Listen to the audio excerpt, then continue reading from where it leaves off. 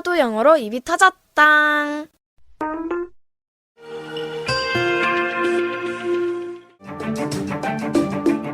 Hi everyone. Hi. 자, 8 곱하기 3단입니다. 오늘 드디어 본 강의 시리즈 4강 중에서 오늘 첫 번째 조동사 감각 훈련 첫 번째 시간 기초 훈련입니다. 파도당 내비에서 전체적인 흐름을 제가 잡아드렸는데요. 오늘은 조동사 감각 기초 훈련이니까 오늘 잘해두셔야 8 곱하기 4단, 5단, 6단을 거뜬히 하실 수가 있을 겁니다. 조동사 그러면은 파도당 내비에서 제가 말씀을 드렸습니다마는 조동사 그러면은 한 단어에 자꾸 이렇게 국한시켜서 생각하는 경향이 있어요. 이게 왜 이러냐면 재래식 따지기식의 그 문법의 폐해라고 할 수가 있는데요. 이제 그러시면 안 되고 좀 두뇌를 좀 말랑말랑하게 하고 가야 됩니다.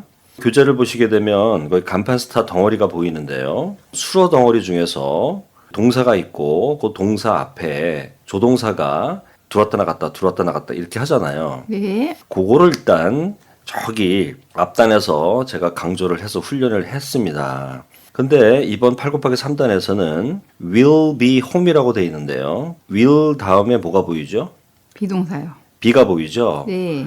근데 한국 사람들이 이걸 참 어려워해요. 왜냐면 일반 동사 같은 경우에는 그냥 s 안 붙이고 그냥 원래대로 하는 형태를 원형이라고 들어보셨나요? 그 네. 원형에다가 그냥 조동사를 앞에 놓으면 되는데 이 비동사는 am, is 앞에다 놓으면 안 돼요. 과거도 마찬가지죠. was, were라는 비동사가 있는데 그 앞에다 조동사를 놓으면 안 돼요. 대표가 있어요. 대표가. 그 대표가 뭐냐면은 be입니다. be. 아하. 그래서 요거를 제가 딱 짚고 넘어가려고 드디어 8 곱하기 3단에다가 이 간판 스타 덩어리에다가 be home이라고 하는 것을 썼습니다. 아시겠죠? 네. 그러니까 우리가 B를 볼 때는 앞으로는 시각을 어떻게 가져가야 되냐면 B는 I am 할 때 그 am, you are 할 때 are, he나 she나 it 할 때 그 is에 그게 이렇게 보여야 돼요. 이렇게 B를 보면서 그 느낌으로 와야 됩니다. 이거를 비동사라고 하는 거죠. 자, 그러면은 파도당 내비에서 살짝 안내를 해드렸는데 교재를 한번 앞으로 넘겨보실까요? 5 곱하기 7단. 네.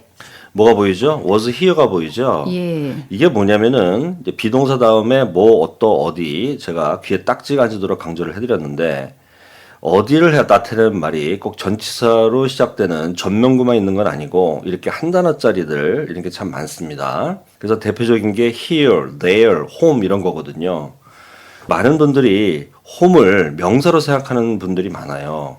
집이라고 그래가지고 be home 그러면 이게 장소를 나타내는 말입니다. 집에란 뜻입니다. 예. home이라는 말이. 그러니까 집에 있다가 be home이 되는 거예요. 아하. 집이라고 하는 실체적인 지붕이 있고 벽이 있고 창문이 있는 이런 집은 하우스죠. 그래서 우리말의 족쇄에 빠지면 안 됩니다. 그래서 home은 장소를 나타내는 말이다. 그래서 be 다음에 어디에 해당되는 home이란 단어가 뭉쳐가지고 집에 있다가 되는 거죠. 이해되셨죠? 네. 다 됐습니다. 이제 be home인데요. 거기에 will이 탁 순간적으로 들어오면 집에 있을 것이다. 즉 그 시간이면 집에 있을 것이다. 이런 얘기가 되는 거죠. 또는 만약에 외부에 있다면 집에 돌아갈 것이다. 이렇게 되는 겁니다. 이해되셨죠? 네. 해볼까요? 자, 그러면 박스 안으로 들어가 보겠습니다. 자, 첫 번째 줄 이제 수로 부분을 우리가 집중적으로 훈련해야 됩니다. 자, home, home, will be home. Home, home, will be home. 기초가 아주 취약하신 분들은 이렇게 하셔야 돼요. home, home, be home. Home, home, be home. home, home, be home. Home, home, be home. be home, Be home. be home. Be home. 마치 한 단어처럼 느껴질 때 be home, Be home. be home, Be home. will be home. Will be home. 이렇게 하셔야 am, are, is, was, were의 대표격인 이 비동사 앞에 조동사가 들어왔을 때 나갔을 때 이게 자유제대로 됩니다. 이런 게 한국 사람들이 영어가 힘들어하는 부분. 다시 한번 어떻게 하신다고요? home, home, be home. Home, home, be home. home, home, be home. Home, home, be home. be home. Be home. be home. Be home. 이 비홈이 자연스럽게 되면 그때 순간적으로 집에 있을 거다 그러면 순간적으로 비홈 앞에다가 will be home. Will be home. 이런 식으로 훈련하셔야 됩니다. 여기선 다 해드릴 순 없고. 자, 그래서 will be home이 됐잖아요. 그럼 줄 바꿔서요. home, home, he will be home.